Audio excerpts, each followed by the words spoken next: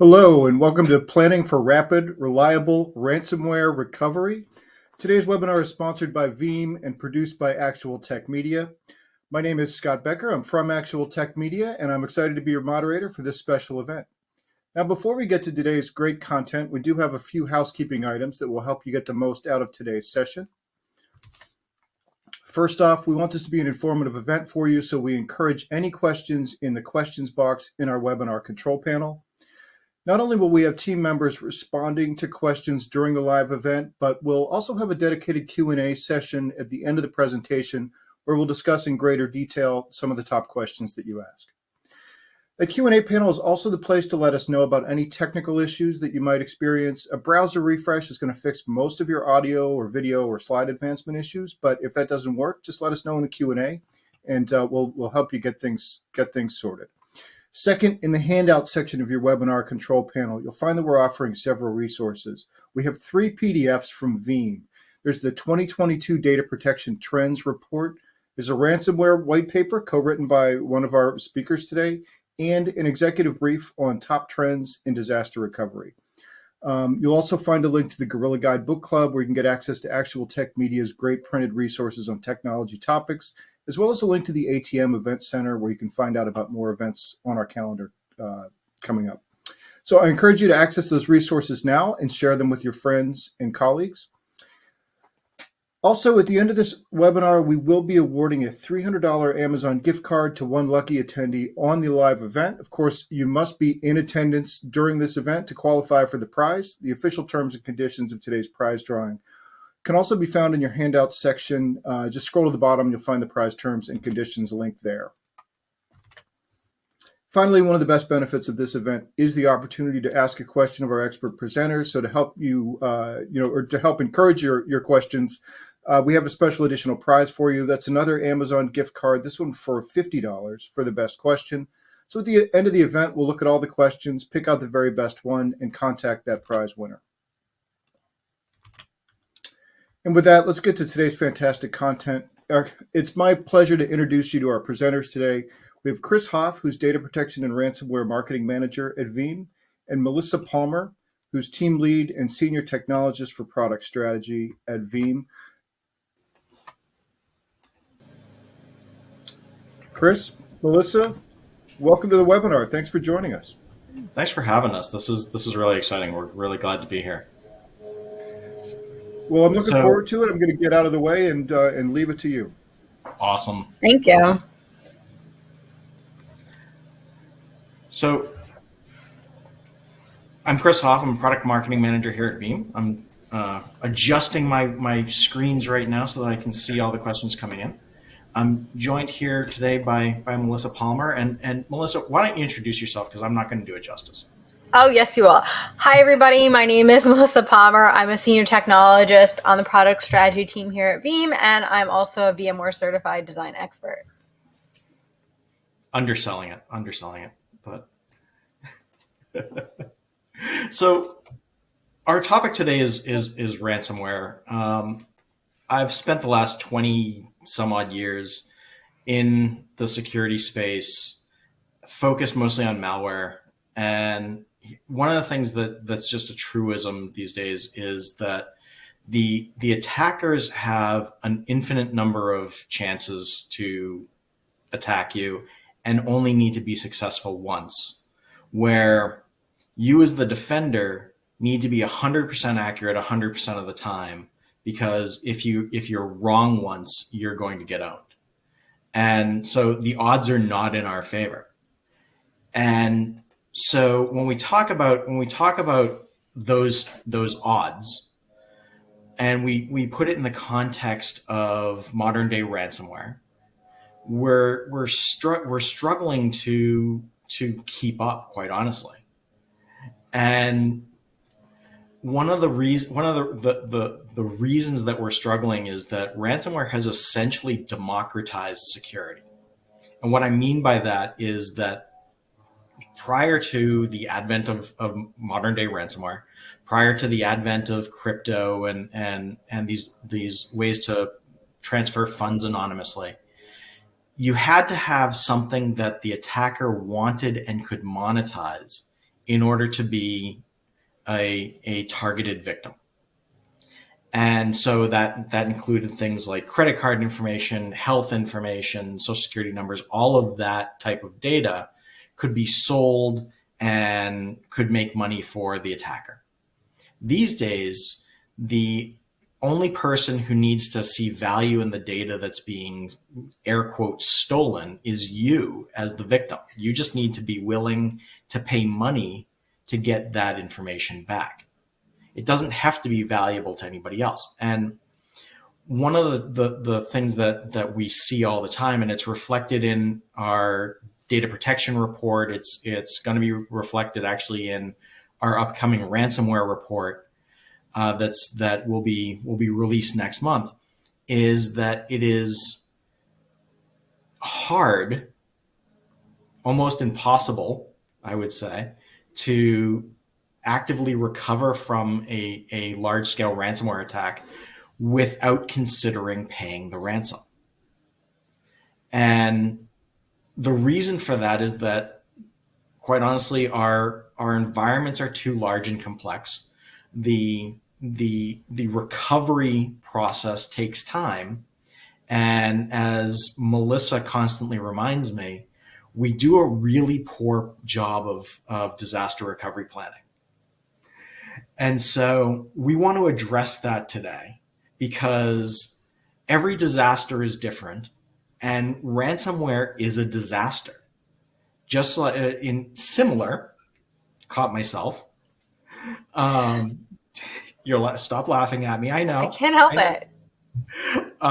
Similar to a fire or a flood, you're losing access to your stuff. And we don't like to have our stuff taken away. But in the case of ransomware, it's not just the case where you can click the restore button and watch your data come back. Your disaster recovery process is going to involve senior management. It's going to involve your legal team. It's probably going to involve marketing and HR. It's going to involve the entire security team doing the event analysis. And finally, we're going to get to the point where we can recover the data. And so the complexity just behind that entire process leaves a lot of gaps that we need to fill.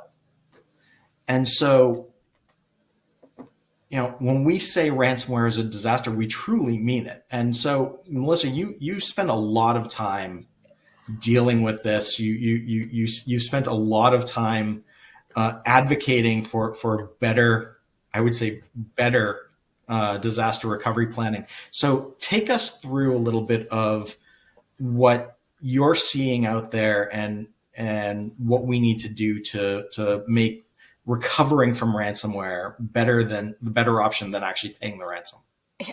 Absolutely, Chris. So ransomware is a disaster.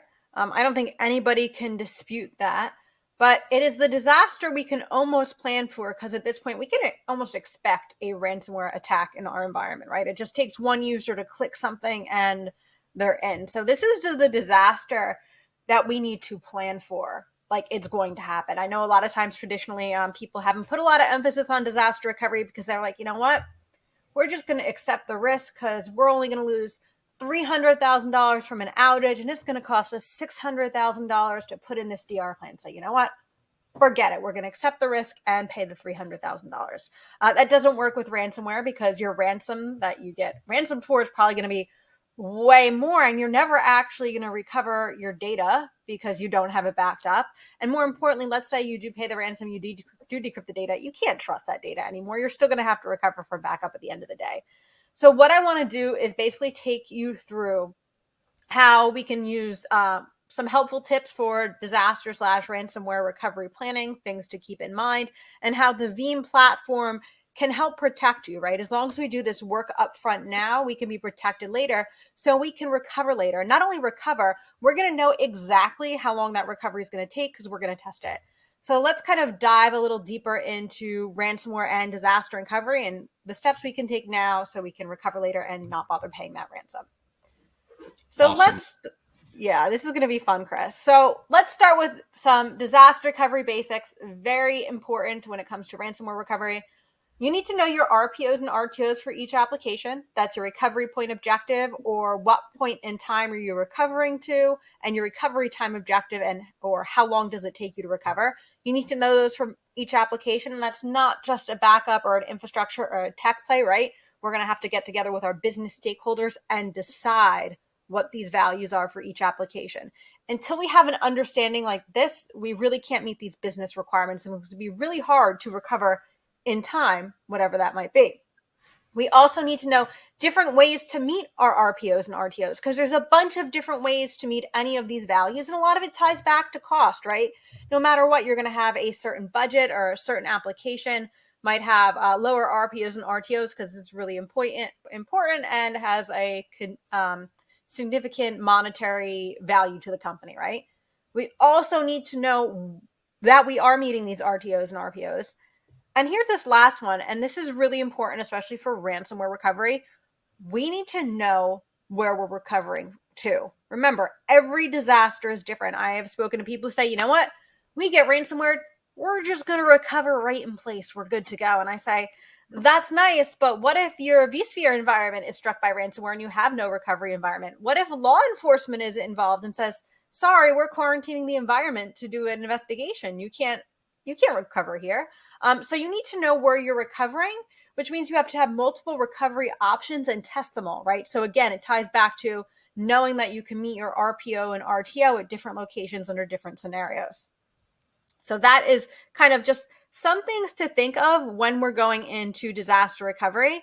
And of course, we need to have that disaster recovery plan, right? Disaster recovery plans, of course, need to be very well documented, or better yet, automated and orchestrated, because the person who wrote that plan might not be the person recovering. We never know who's going to be on call to recover and what that's going to look like. They have to be up to date. It is so easy for our environments to change today, especially if they're VMware based. So we got to make sure that all those new VMs that come online are covered by our DR plan. And then recently and thoroughly tested. Now, when I say thoroughly tested, I mean a legitimate DR test, not the DR test you do to please your auditors where you said, okay, once a month, I'm going to go recover a server and prove I can recover. Yeah, that doesn't work. You need to do real world full scale disaster recovery testing, because you need to know that you can meet those RPOs and RTOs under any scenario. And many times a ransomware attack could be a total loss scenario, right? Where everything is encrypted, everything's gone. So if you're using something like a disaster recovery site, because it's a separate site, it has separate networking, they probably won't get into it. That's great. But you need to test a large scale recovery so you know where that recovery will fail. You might find out, hey, we were going to go recover 3 applications at a time, but you know what? We have better performance if we do 2 applications at a time. So that's what we need to do. Or, hey, this is the certain order we need to recover our applications in, but guess what? We missed an interdependency. So it turns out we need to flip-flop the order. So a real world full-scale test is really important to prove that you can meet those RPOs and RTOs. So you're essentially saying take out the response of I think or it should work like this. No, right? You should not. You should. And I just said you should. You should know. You must know. How about that? You must know that you can meet these values. You must know that you can recover in time, right? Because we don't want you not being able to recover and having to pay that ransom. There's actually some really good questions coming in already. Yeah, this is going to be good. It's going to be tough for deciding who's asking the best question. No. We've got questions in here about is it a different planning for a SaaS environment versus your on premise, and they're actually using Kronos as the example. So it kind of depends on how you're doing your DR planning for SaaS and on-prem as well, right? Because then when you get into SaaS, it's your data, right? And you need to be able to recover it someplace in the event that someone gets in through your implementation of the SaaS stack based on that. Or you remember that person's a huge threat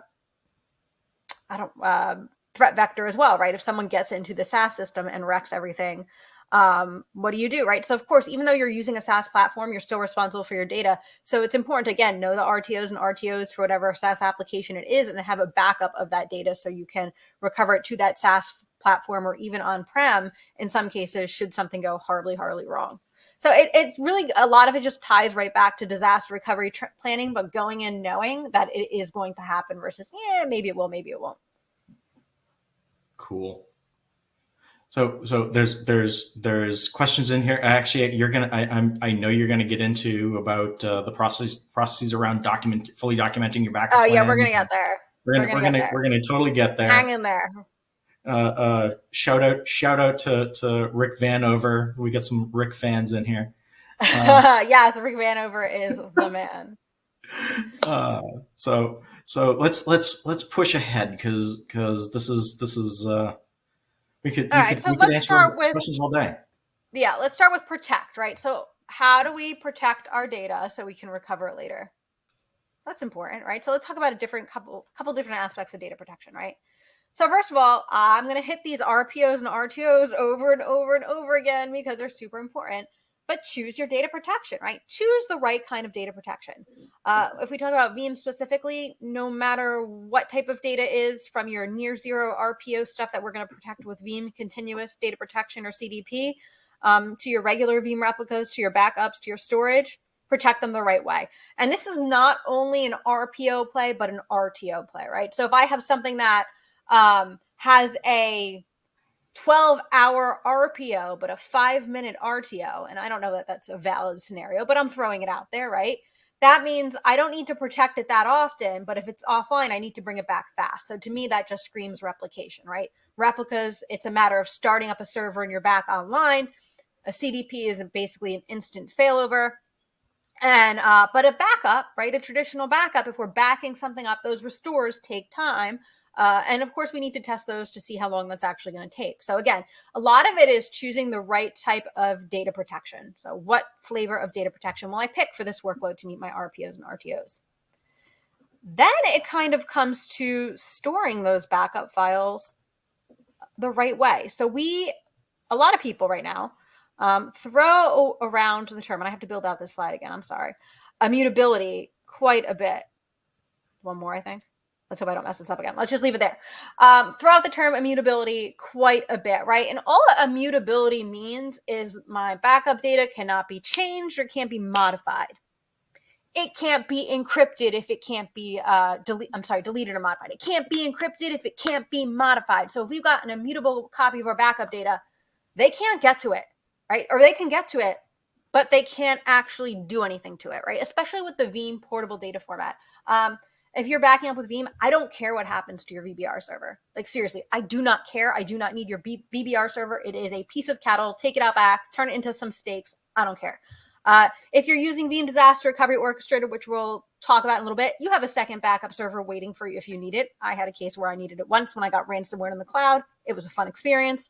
But we don't care about your backup environment. All we care about your backups. We're going to store those in a mutable fashion. We're going to have multiple copies of them. So if something happens, we're able to recover, right?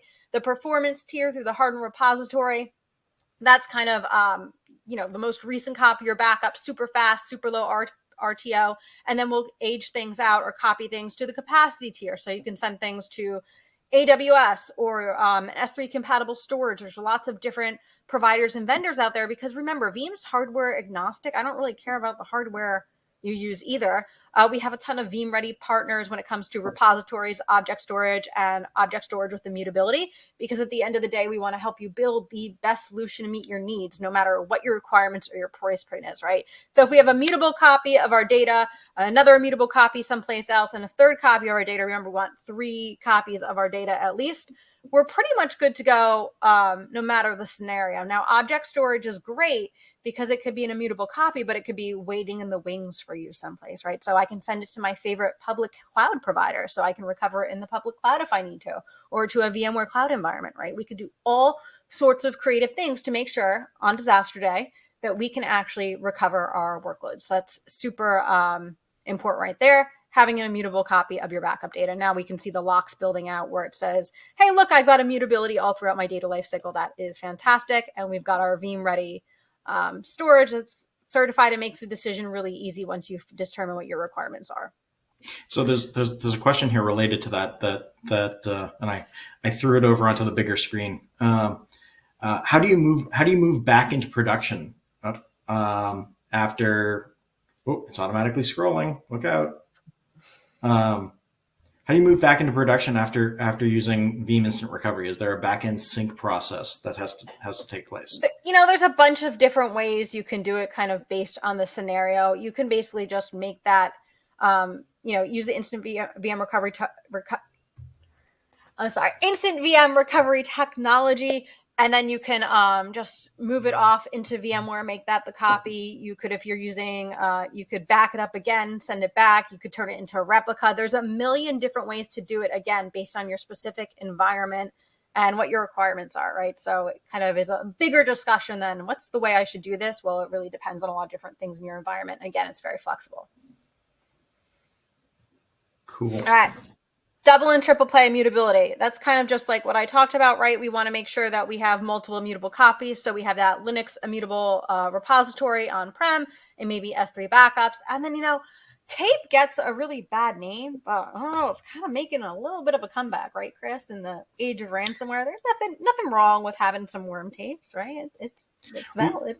We actually saw in the data protection report that 21% of the 4,000 some odd customers, 3,000 some odd customers not customers, 3,000 organizations that we talk to are still using tape. All right. What's more immutable than flipping the switch on here, right? Nothing really. All right. So now let's talk a little bit about detection. And I'm about to take everything about monitoring and possibly throw it out the window and put it in a new context, right? So what do people think of when they think about monitoring? I'm looking at my VMs and I'm making sure their CPU and memory is within range and the performance good. And, that's what a lot of people think of when they think of monitoring. But the truth is, just like we monitor all our critical VM workloads, we also need to monitor our data protection environment because, hey, it's just the backups, right? But it is actually super important that we detect any issues with data protection before they become issues, right? Because if there's something wrong in our data protection environment, if we're not meeting our POs, we need to know that now so we can recover later. Another great thing we can do at Veeam is make sure all of your assets are actually protected, right? Once you kind of connect everything together, connect to your vSphere environment, your public cloud, what have you. Veeam will actually show you this great report called the Protected VMs or Workloads or Public Cloud Workloads, whatever report. But it shows you what's unprotected. It's going to show you the assets that are at risk, and through automatic remediation actions in Veeam 1, you can automatically start protecting that data, right? Even if it's just like a catch-all 12 or 24-hour RPO job to make sure I have some base level of protection so I can recover it later. So we have to make sure all of our assets are protected. We have to make sure that our protection jobs are running and complete as expected. And if anything does not go according to plan, we want to receive alerts and act automatically and intelligently when something goes wrong, right? So remember, your data protection environment is suddenly a lot more critical because, hey, guess what? If you are ransomware, which you will be, you need to be able to recover. Why don't we look for some signs of ransomware while we're at it too, right? And there's a lot of things that we can do either out of the box or, based on what you're seeing in your environment, stuff like that. So out of the box, we can take a look at the possible ransomware activity alarm. And we're going to look at our VMs and our hosts and look for common signs of ransomware, right? So, oh, wow, this disk write rate is suddenly through the roof. Why are all my VM disks writing all at the same time? Yeah, they're probably encrypting. So that's one thing we're going to look at. If you go and do any threat intel, you can read a lot about how the actual ransomware works. And a lot of times they basically go and they try to peg those CPUs and just encrypt everything as quick as possible. Or they take another approach where it's much slower, but you're going to see an increased CPU utilization. That's going to be key. So looking at things like your CPU utilization, your disk write rate, and of course, network transmit rate. Because if a server starts randomly transmitting data that it's never done that before, chances are that's a good sign of exfiltration when the actors are literally trying to take the data out of your environment so they can charge you a ransom later. So we have a couple alarms out of the box that will do that. We're going to look at your incremental backups and let you know when something looks a little sus, right? Because if things are slowly encrypting, guess what? That is a data that has to be backed up, and we're going to see it. We're going to see those incrementals growing. And again, we can monitor network performance. We can build alarms based off specific performance measures. and find all of those unprotected assets as well if we need to. So there's a lot of things that we can do from a monitoring perspective to make sure that we will be able to recover later and even detect signs of ransomware in the environment. Chances are, I'm going to be perfectly honest, if you're detecting ransomware in your backup environment, you have missed the boat, my friends. This is your last line of defense, right? We're here to make sure that you can recover on disaster day. You should have something else in your environment that is looking for ransomware, that is looking for the actors coming in, that is looking for exfiltration. It should not be your backup system trying to catch, by the way, you've been ransomware, right? So this is a part of your security incident response process. And as of that, you should have security monitoring and security event reporting systems in place and not just be relying on, oh, well, maybe my backup, I'll catch it in the backup. Yeah, we'll catch it in the backup, but it's a little late. You're completely boned after if you're catching it in the backup. It's really too late. So it's not too late to recover. It's too late to stop it. Let's put it that way. You and I have talked about this a lot. Over and over again. That one of the things that's common in every postmortem for a ransomware attack over the past 10, 12 years is that there was a problem with network segmentation, right? The network was totally flat. There was a problem with password policies. Like in some cases, there weren't any. Password reuse. Chris and I are laughing because we do this like day in and day out. This is all we do, folks. We see the same stuff over and over and over again. It's kind of I call it the knucklehead stuff, right? It's the kind of easy stuff that we take for granted. And I'll put in the caveat that network segmentation is hard. It is. There are legitimate reasons why you can't segment certain parts of your network. You just can't do it. And firewalls are not segmentation. So putting in the time and the effort to actually build out the infrastructure so that you're reducing the risk of a ransomware attack is gonna be key to recovering quickly from one. It's not just about the backups and making sure that you can recover quickly, which preemptively answers one of the questions that was in the Q&A over here. There was also evidently I stumbled over my words a bit. 21% of companies are still using tape. Is the answer to one of the questions over here. But it really is about having that more comprehensive architectural approach to your security, and backup and recovery is part of it. Oh yeah, absolutely. Speaking of backup and recovery, let's continue to flip monitoring on the side and talk about monitoring with recovery in mind, right? So monitor your recovery resources to make sure they're ready at a moment's notice. Kind of a no-brainer, but I can't tell you the number of customers I've dealt with throughout the course of my career where, we have all the old hardware in DR and we don't have service contracts. We went to turn it on and it didn't turn on. Or, that VMware host failed and we just left it there because no one was paying attention to it because it's just the DR site, right? So we want to make sure that there's no hardware or software issues. Or this is my all-time favorite. I see it all the time. I installed vSphere in DR and I left the evaluation license. So when I go on disaster day to recover, I can't because I don't have licenses in vSphere. Very quick fix, but not something you want to be dealing with on disaster day. And also capacity, right? Do you have enough capacity to recover? We can do sizing exercises. We can pull sizing data from D1. And of course, we want to do our regular DR testing to stress test the environment so we can find any places where things will fall down before they fall down. It's all about being ready, right? That is what we want to do. We want to be ready for ransomware because it will happen. And it's also going to affect your cyber insurance policy as well. Oh yeah. There's more and more emphasis being put on the hardware that you've got in place. That old Cisco switch that's sitting over in the corner. For me, it's sitting over there.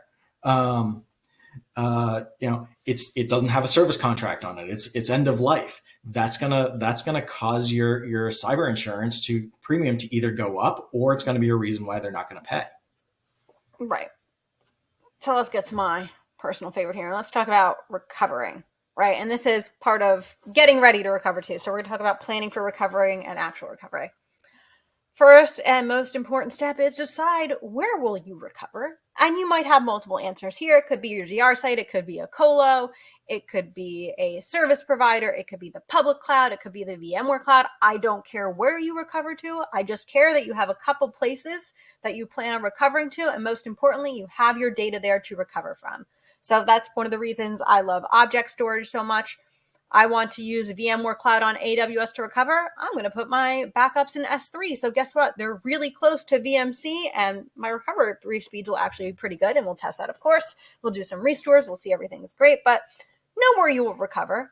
And this might take a little research. It might take a little planning, but you need to have multiple options and kind of plan for all the different scenarios, especially the scenario where you can't actually use any of your production equipment.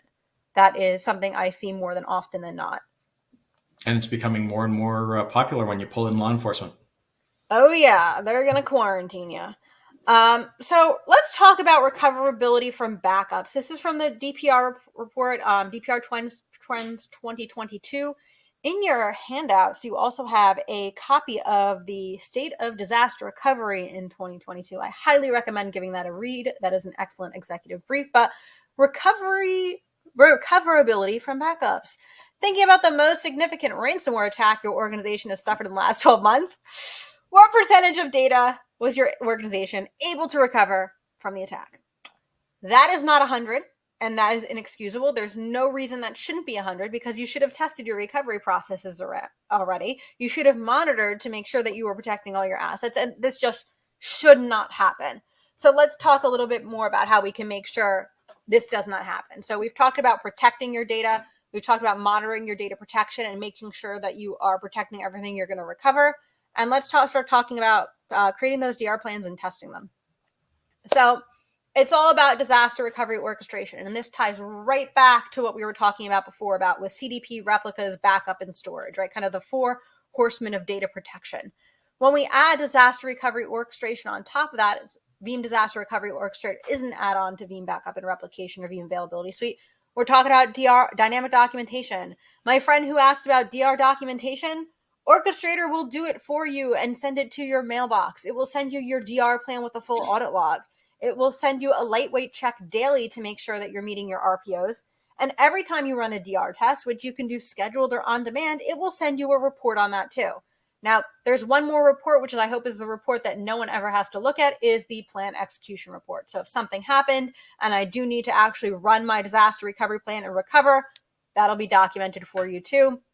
Really easy to use and customizable. So dynamic documentation, best of all, it updates for you, right? It's going to update and you can have that new report generated every day or whenever you feel like it. Just go in there and click update definition report. That's all there is to it, or it comes every day. Automated testing. Now, scheduled or on-demand automated testing, you go in and it's like literally like 3 clicks and your DR test is running. Most importantly, you can leave that environment running for a time period afterwards. So let's say a couple hours to let the application teams come in and kick the tires, right? We see a lot of issues with 0-day exploits, right? And vulnerabilities now. That's like super hot and there's always patches. Well, how do you test those patches? You run a DR test, you leave your environment running, you go in, you test your patches, you know you're good to go, and you roll them out to production. And you can do that with a couple clicks or, like I said, on a scheduled basis. So we talked about patch testing, DR testing. It's great for training new personnel, right? I don't want to give them the keys to the kingdom on this app. Let them kick the tires on an isolated environment. Penetration testing, right? Let's spin up an environment and let the security team see what they can see. Analytics, really, there is endless use cases for another copy of your data, right? So a non-disruptive copy of your data that doesn't impact environment. And it can kind of also help you with your DR site, right? So let's actually click that right here and then 1-click recovery, right? So on disaster day, it's a matter of a click or pretty much a click, and it's going to run your DR plan for you, and you'll see through the UI everything happening in real time, which is really simple. But I want to tie back to this data reuse a little bit more because I have a lot of customers that they have trouble getting budget for that DR site because they say, Melissa, I can't get a DR site. We're never going to use it. Yes, you are. You're going to use it for DR testing, and you're going to use it for full-scale testing. You're going to use it for patching and security testing, compliance and analytics, and pretty much anything you want. So when you have a story of, hey, look how easy it is to use these resources. I can go in and click a button or I can schedule it.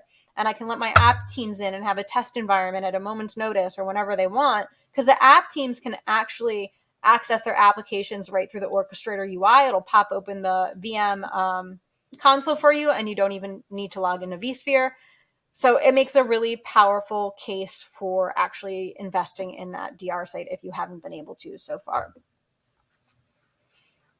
And it's funny because you bring up the DR site and the cost justification, because there was a question in here asking how do you bring that conversation to senior management? And we deal with it all the time, right? It is a risk reduction and cost and a cost game, right? There's someone usually in finance or accounting who knows how much time you can be down before layoffs start to happen or people stop getting paid. And so that is, if you figure that in the data protection report, we said that on average, we're seeing the downtime costing $88,000 an hour. You can do the math to figure out how long you can be down for before you're completely out of business. And let me give you a little pro tip, right? We've talked a lot about risk and things like that. There's literally mathematical equations that are used to calculate risk. And one thing variable, and there's multiple forms of this, right? Quantitative, qualitative, whatever. There's always a variable there to the effect of what is the probability of this actually happening, right? And usually it's a probability of 0.002 to have a meteor strike or whatever. Yeah, the probability of ransomware is going to happen, so it's 1, and it fundamentally changes the output of that equation. So all of these kind of businesses who just accepted the risk all these years because it was so much cheaper than actually doing DR the right way, yeah, it doesn't really fly anymore when we bring ransomware to the equation because the probability is just so high. So really, it's about making a case for protecting yourself from ransomware. And I guarantee if you are sitting here as an infrastructure person or a backup team person and you don't have any money, I bet the security people do. So you should go talk to them about this too. Because when you say, I can help you with ransomware, they're going to open up their ears, right? And again, it ties back to this testing, right? How can you put a price on the ability to prove your RPO and RTO? I can prove to you that we can recover in this amount of time if disaster strikes. Like, how do you put a price on that? It's almost priceless, right? And that's where testing comes in. You have to test at scale to simulate real world recovery. You have to test different recovery environments. You can test in place, go ahead, but you better test a DR site or a cloud or something else because you might not be able to recover in place. And then keep testing automatically, right? You can schedule these tests to run pretty much whenever you want. So if something changes in your environment or more workloads have come online and you haven't realized it, but you have everything set up that it's just protecting your workloads, right? Because you can actually do that with Veeam, right? Through the power of vSphere tags. Once a VM comes online and is tagged, it can get added to your backup jobs and your disaster recovery plans and all that kind of stuff, right? If you haven't been good at keeping track of things, you'll suddenly see, and when you do your DR test, wow, we don't have capacity, or wait, things are slowing down. Suddenly we're not meeting our RTOs, but we were before. What happened, right? So you have the time now to figure out the issues so you can fix them. So when disaster day does come, you don't have any issues recovering. There's a great question in here. Have you seen a noticeable shift in leadership teams from, quote, this can't happen to us, to, quote, we regularly see this in the news and realize it can really happen to us? I actually have, believe it or not. Now, whether that means they're actually doing the right things or not, that's a whole different story. But so I do talk a lot about ransomware recovery and disaster recovery and security in general when I talk to Veeam customers. And I can see that I've seen a fundamental shift in the groups I talk to, where now the directors and the VPs are coming, right? And they're not just the infrastructure people anymore. The security people are coming too, to hear me talk about basically the talk I just gave you today, right? To educate them on, okay, here's what we need to do to be able to plan for a successful ransomware company. So I've been seeing a lot of adoption in the Veeam disaster recovery add-on to VBR. I've been seeing a lot more interest in general. But it takes time, right? Especially on the size of your organization, right? Sometimes in big organizations, something as simple as putting in a new backup product could take like 18 months, right? This stuff isn't going to happen overnight. So I've seen the shift happening. Is it happening as fast as I would like? No, because I was telling Chris the other day when we were getting ready for this, like I go into Google News every day and I type in ransomware. and there's always someone new. There's always something new. And I hate seeing it, right? Because I know that not that the ransomware, I don't believe ransomware can be prevented, actually.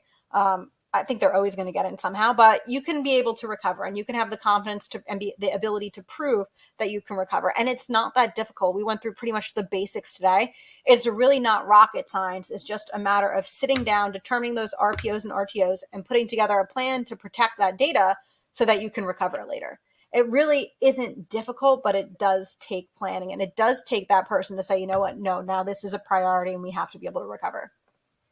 And there's part of that shift too, is that there's been a noticeable change that the backup teams are being invited to the tabletop exercises from the security teams, that the backup team is actually being asked to prove that your data is available and that it can be recovered in a timely fashion.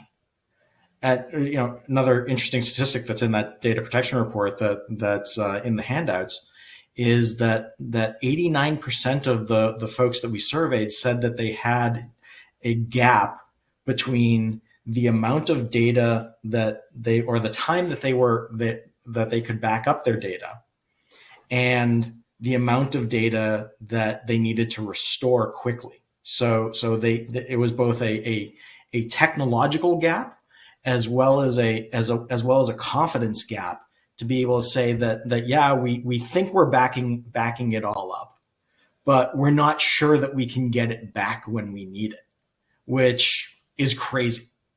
Because why are you backing it up why are you backing it up if you don't know if you can get it back? I'll never forget this. This is I used to be a systems engineer for a storage company that their logo was a big blue N. I don't know if I'm supposed to say the vendor or not. And I remember I was designing a backup repository, actually, and I had to call in, I was brand new, and I had to call in someone a little more senior to help me out. And I was like, well, they just said their backup window is 8 hours, and the backups have to finish in 8 hours. So I have to figure out how to get this thing fast enough to back up in 8 hours. And he looks at me and goes, Melissa, what about recovery? I'm like, well, they didn't ask about recovery. They said they have to meet their backup window. He goes, no, they have to be able to recover. This backup is useless if they can't recover in time. How long do they need to recover? What time do they have to recover it? And so I went back to the customer, and they're like, oh, well, we never thought about that. We just know we want our backups to run in 8 hours. So then that started a whole kind of discussion of, well, how long does it take us to recover, and when do we need this data back? So sometimes people aren't even thinking in the terms of, oh, how long will it actually take me to recover this? And you think about the most recent attacks, like, I keep going back to Colonial Pipeline. They had all their data. They had it. The company, that's the first step. That's better than not having it, right? But they decided to pay $4+ million because they couldn't get the data back quickly, and they're not a Veeam customer yet, but they couldn't get the data. They couldn't get the data back, so it was the business decision to pay $4 million and hope that they got something back and recover. And by the way, that decryption's not like super fast or anything either. It's still going to take you time to recover when you decrypt. And they're bad guys. So what else have they done to the data? Exactly. So, yeah, and there's a couple other questions in here talking about when you were referring to being able to do your patch testing and things like that. Somebody actually brought up one of my current favorite topics is software supply chain attacks. Oh. So for those of you who don't know, we saw a couple of them last year with SolarWinds and Kaseya being the big two. Legitimate software packages being updated with corrupted patches that are introducing malware into the environment, and that is becoming a larger entry point for attackers because they have access to GitHub, where companies are using a lot of open source code, and maybe they're not testing it. So it's incumbent on us as the end user to do our testing for those patches, not just to make sure that they work and they're not going to break anything. That's a good point. Well, it's important that they don't break anything. It's important that they don't break anything. True. Intentionally break anything, right? Maybe it is intended to be a bad patch, or maybe it isn't. It does include malware, right? So that is an excellent point, right? Testing those patches before you deploy them. Yep. Never know what you'll find. It's always an adventure. If you recover nothing, if you recover nothing guarantees that paying the ransom will be equal to the functioning key. That's true. That's a good point too. It doesn't mean that just because you paid the ransom doesn't mean you're going to get the right encryption key back. Their quality control might not be all that great. I mean, they are criminals. Help with the customer service department. There was another question in here I saw, and I'm scrolling looking for it, asking about how you prove immutability to your insurance companies, which is a really interesting question. So that's a really interesting question as well. So I can tell you that you should absolutely go to Veeam and watch a session on Veeam 1 version 12, because I don't know, there might be some things that you could get out of Veeam 1 and hand to your insurance company that might prove immutability. So I would take a watch that session to learn more. Weird. Anybody familiar going to be doing that session? I don't know. Maybe. Maybe. And for those of you who don't know, Veeam is happening live in Las Vegas this year, but it's also happening. Yeah, there's also an absolutely free virtual component. So I can tell you, I think I recorded 3 sessions, and I think everything had some component of ransomware recovery in it, because that's just what I do, right? So you can go learn about Veeam Disaster Recovery Orchestrator 6, which we'll talk about the new features publicly for the first time. Don't miss that one. I alluded to a bunch of stuff today. When you see that, you'll be like, oh, that's what she was talking about. Kirsten Stone and I gave a very similar presentation to this one about the ransomware protection trifecta with the Veeam platform. And then, Veeam 1 version 12, Veeam backup and replication version 12. There's a lot of new things coming, so definitely take a look. And again, everything is going to be online for free if you can't make it to Vegas or don't want to go to Vegas. Some of us have to go to Vegas. So now, do you have a question? If it's not too late, what is the veil of Veeam 1? I don't understand the question. So if you're okay, I can talk about Veeam 1 until they clarify that, I guess. So Veeam 1 is part of Veeam Availability Suite. So if you already own Veeam Availability Suite, you own Veeam 1.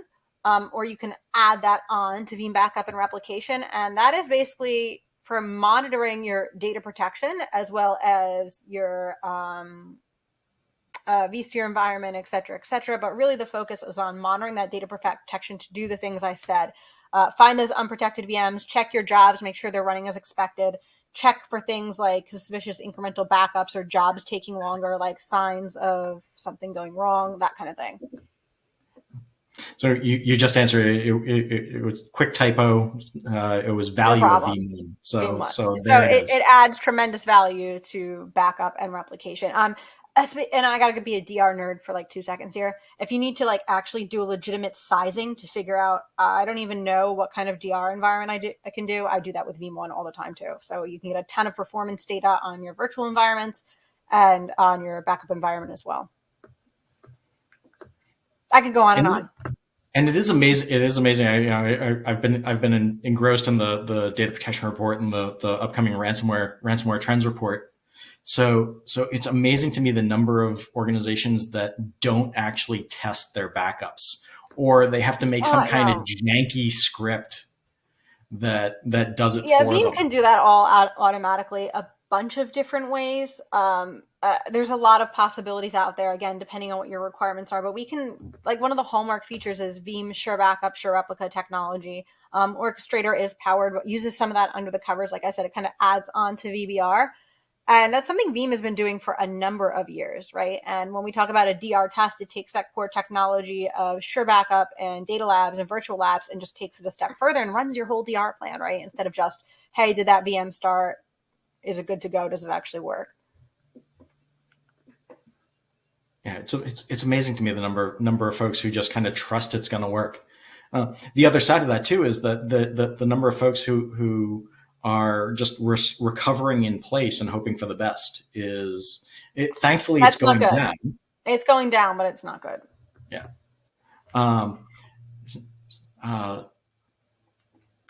This scrolls automatically. That's kind of annoying.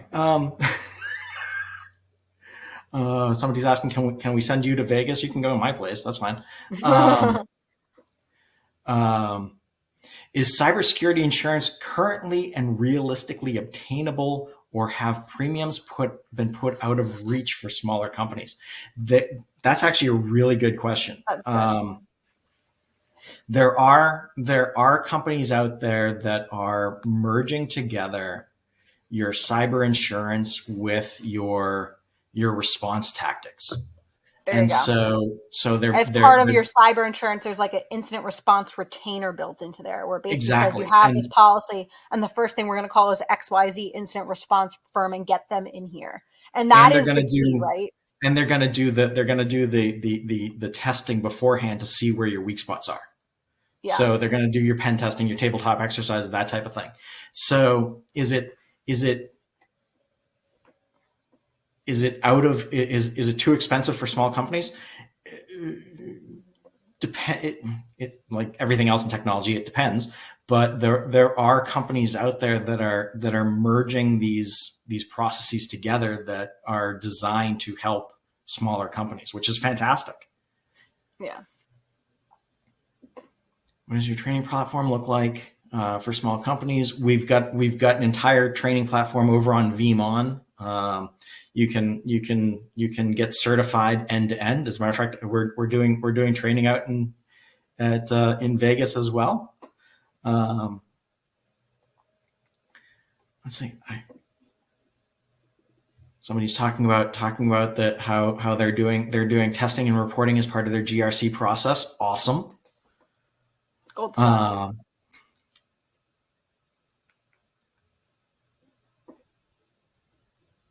Asking about malware detection in your backups.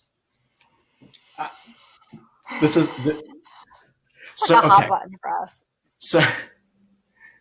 So we can absolutely scan for malware inside of a backup. There's and you can different ways to do it actually. Yeah, you can either do a straight AV scan, or you can actually use like your EDR products, that type of thing. I would argue that, and Melissa mentioned it before, if you're scanning for your malware in your backups, you've probably missed it already. Where it makes sense is when you're doing a targeted recovery. Yeah. Your incident response team knows what the IOCs are, the indicators of compromise. They know what they're looking for. They know what's been affected.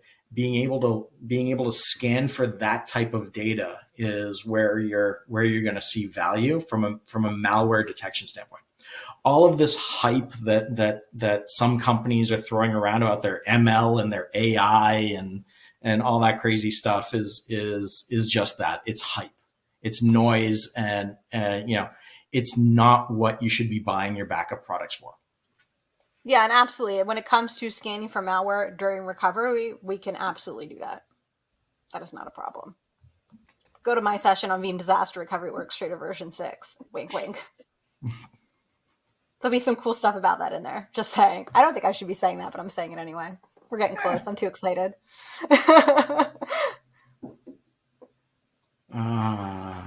Can you replicate on-site or off-site within a hybrid cloud environment?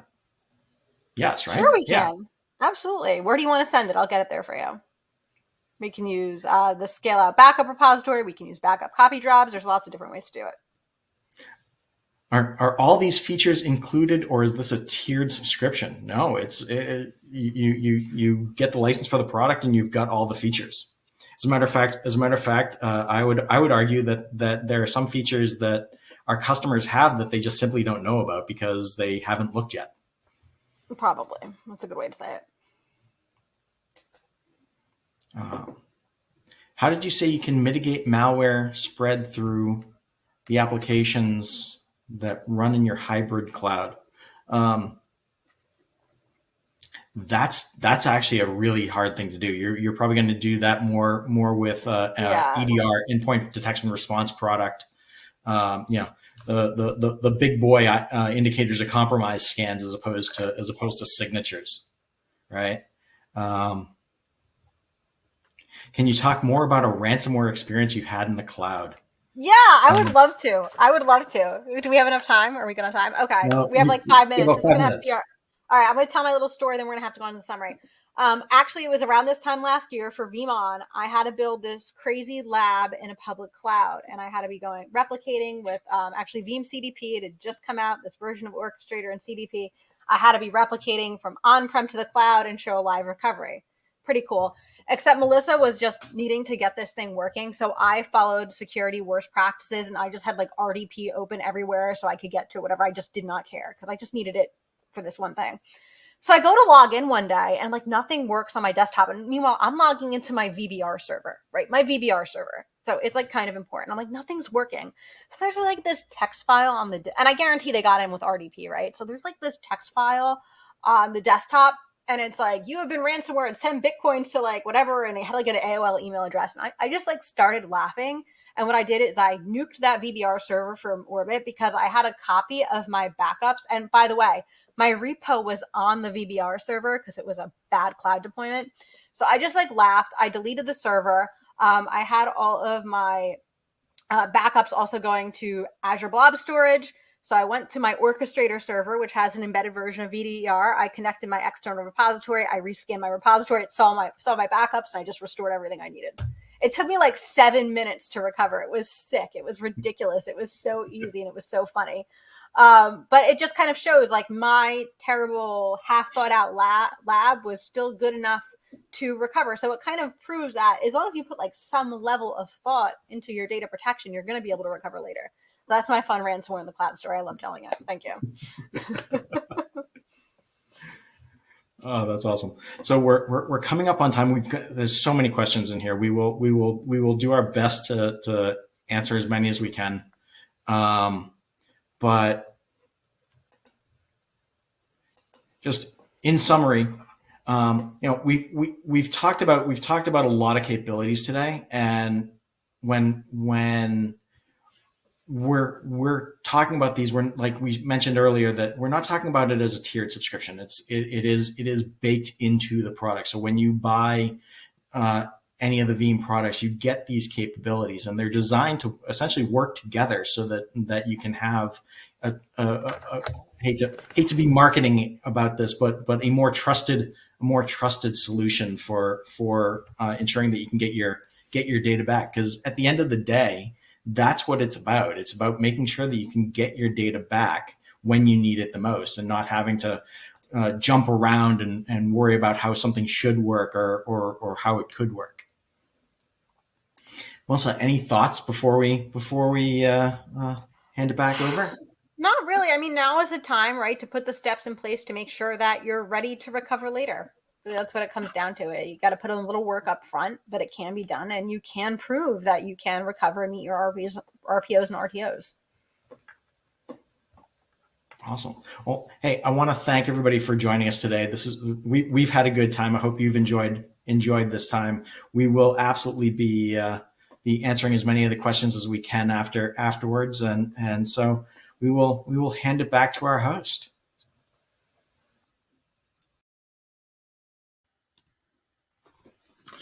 All right, excellent. That was a fantastic conversation. So, thanks, Chris and Melissa, for putting that together and for taking all those questions throughout the event. That was super. Now, before we wrap up, we do have one more piece of business. It's the $300 Amazon gift card drawing, and the winner of that gift card is Michael Procton from North Carolina. So, congratulations to Michael. We'll be in touch to get you your card. And with that, on behalf of the Actual Tech Media team, I want to thank Veeam for making this event possible. And thanks, as always, for attending and for all your great questions today. That concludes the event. Have a fantastic rest of your day.